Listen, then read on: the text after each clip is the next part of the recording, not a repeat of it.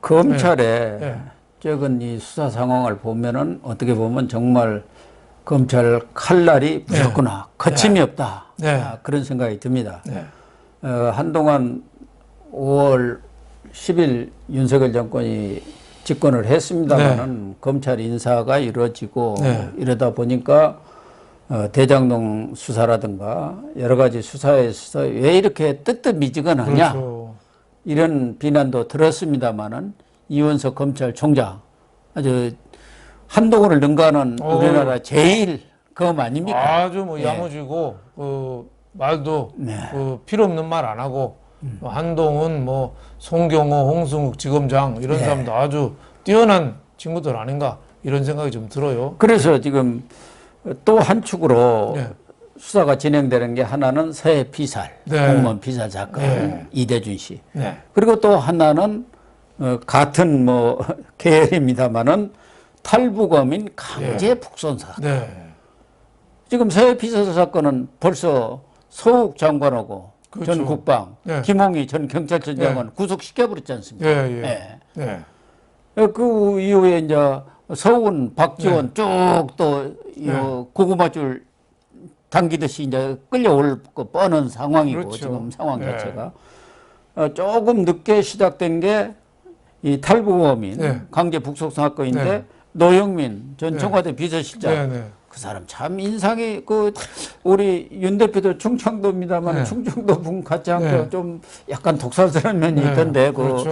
옛날에 뭐 운영위 같은데 나와서 얘기해놓고 뭐 무슨 살인자니 어쩌니 막 하고 그러던데 광화문에 집회 나온 사람을 살인자라고까지 그러니까요. 그러던데 19일 날 이제 검찰에 불려나가서 12시간 30분간 이 조사를 받았지 않습니까?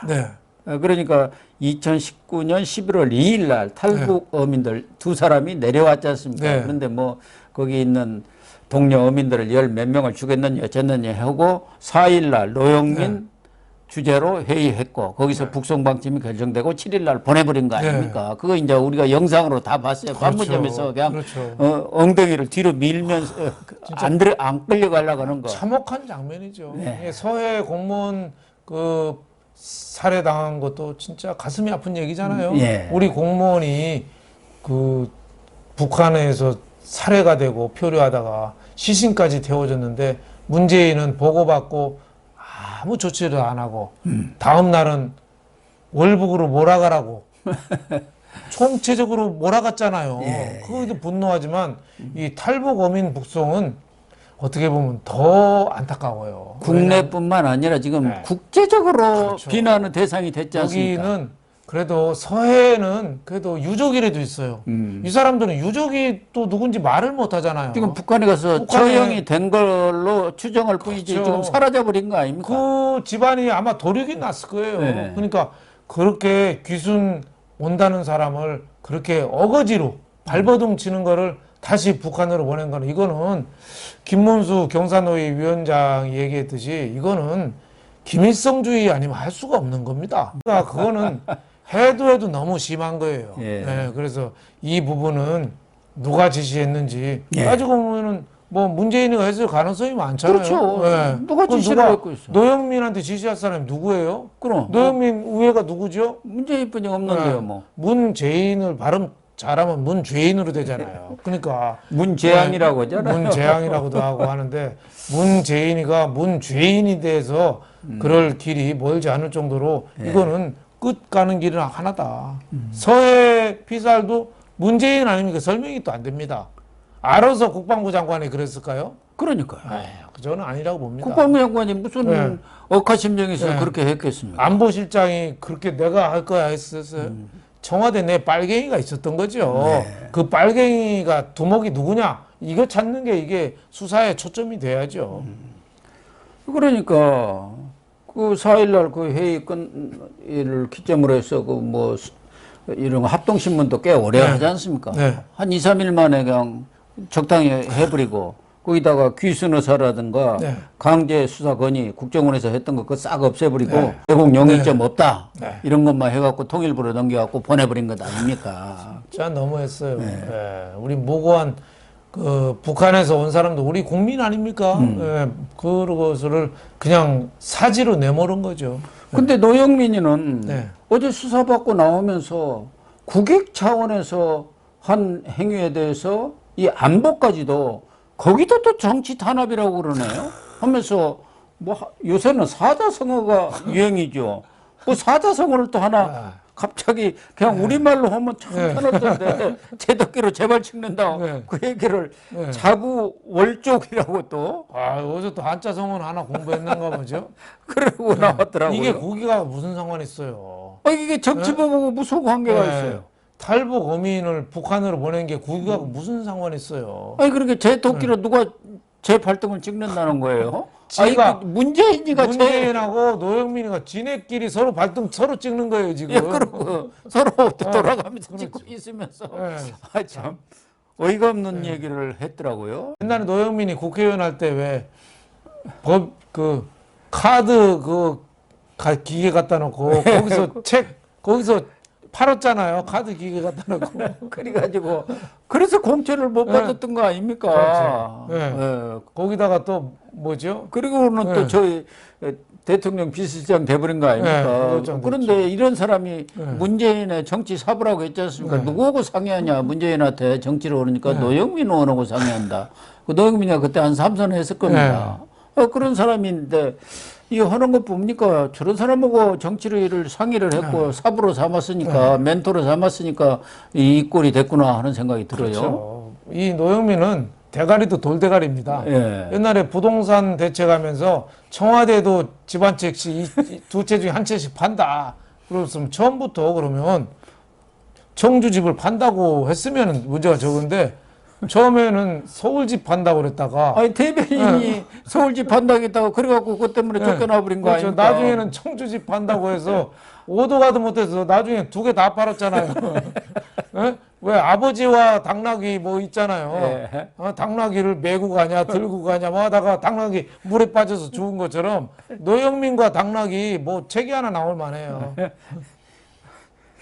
그래서 결국 이제 노영민이를 조사를 했기 때문에 당시에 서훈이가 국정원장이었고 정의용이가 그 당시에는 안보실장이었기 때문에 이 서주석도 안보실 1차장 이런 사람들도 다 감사원에 의해서 고발이 된 사람들입니다.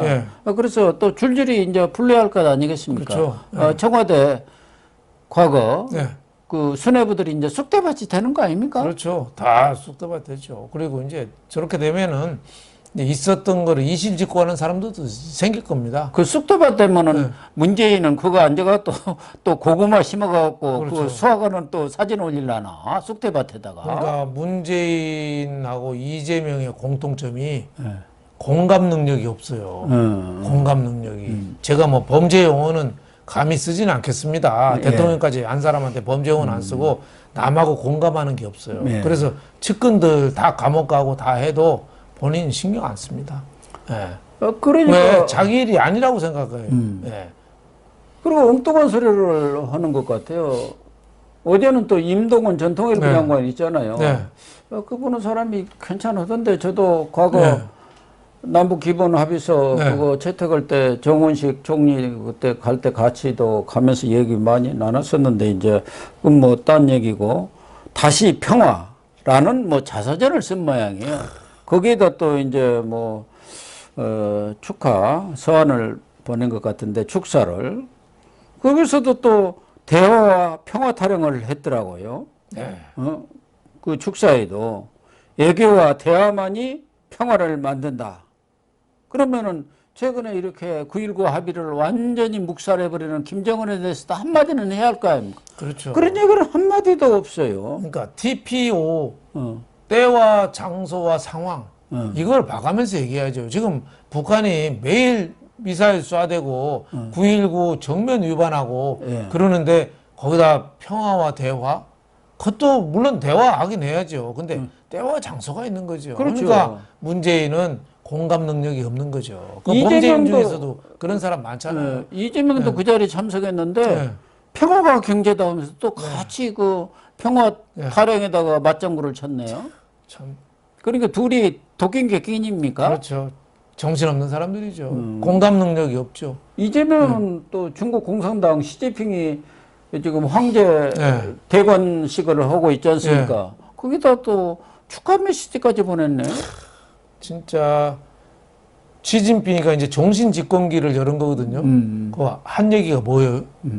대만 무력으로 통일하겠다는 거예요. 그러니까. 예? 그 축하 메시지 보낸 거야. 거기다 그런 그리고 또 10집에 하나씩 감시제도 도입하고. 예. 그러니까 우리나라 옛날에 오가작특법이라는 게 있었지 그렇죠. 않습니까? 그걸 똑같이 되는 거죠. 네. 그러니까 중국이 저 북한 통제 사회를 따라가는 거예요, 지금. 거기에다 대해서는 정말 우리가 민주주의 국가로서 경종을 울려야 되는데 그런데 축전이나 득 보내고 정말 안타깝습니다. 그래서 윤석열 대통령이 어제 그 원외 당협위원장 한 네. 100여 명과 오찬을 했는데 그 자리에서 자유민주주의에 공감하는 그런 사람들은 진보든 좌파든 협치를 하겠지만 북한을 따르는 주사파 반국가 세력과는 협치가 불가능합니다. 네.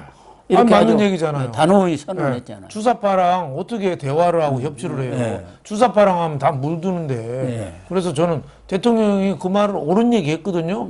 그러면 맞는 얘기라고 해야 되는데 민주당은 또 그것에 대해서 뭐 토를 달았습니까? 그럼요. 어제 대변인 발표했잖아요. 우리를 겨냥해서 그런 얘기를 하냐. 그러니까 도둑이 지발저리는 거예요.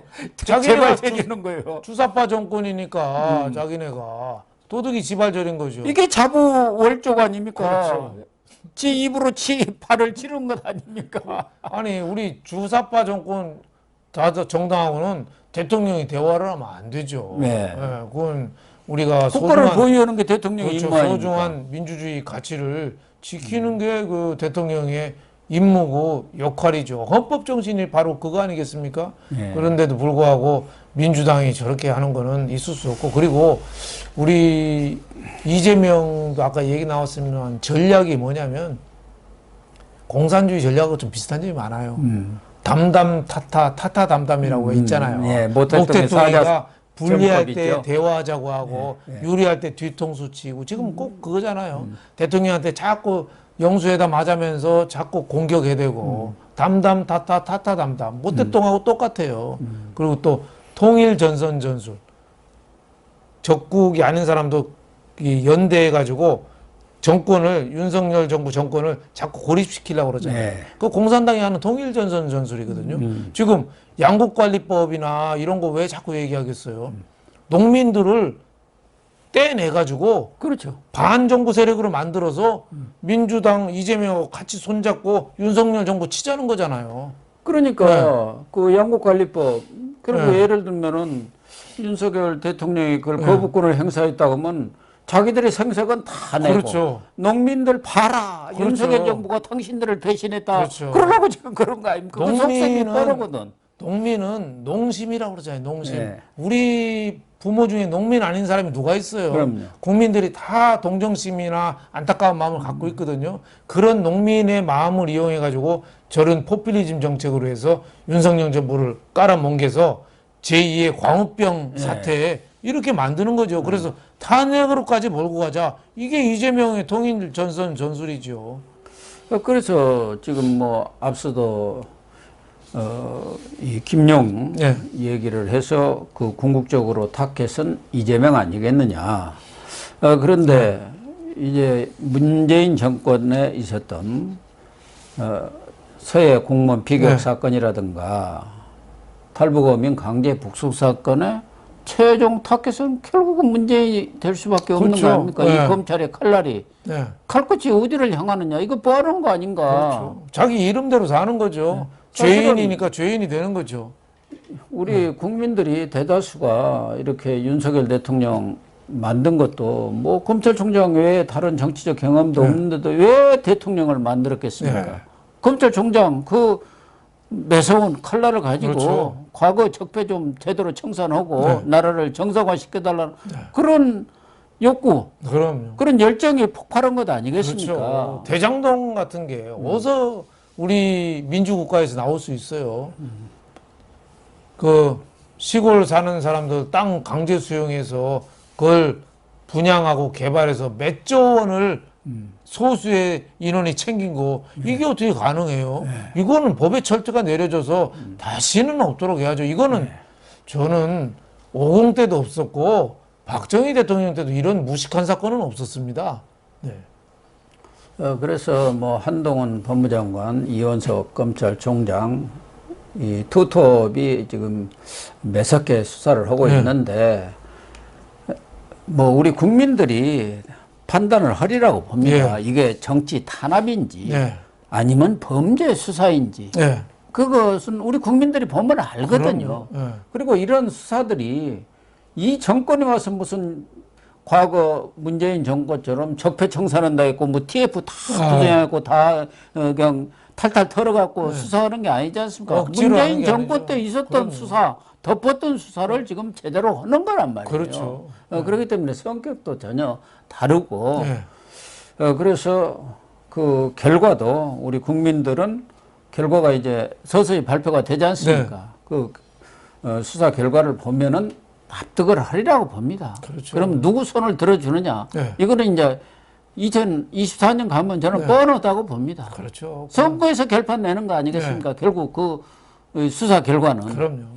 그러니까 요새 좌파들이 뭐 김어준이니 뭐 이런 인간들 개나 소나 다 여론조사 회사도 만들고 막 그러거든요. 그러니까. 여론 조작하겠다는 거죠. 조작하겠다는 거죠. 국민들은 다 보고 있습니다. 그래서 범죄에 대해서는 정말 단호한 자세로 우리나라가 투명한 나라가 되지 않으면은 더 이상 선진국이 될 수 없습니다. 네, 그렇습니다. 좌파 우파를 가리지 말고 정말 나라가 잘 되는 거, 이거를 올바른 나라가 되는 거, 이거를 위해서 우리가 다들 노력해야 되겠습니다. 그렇습니다.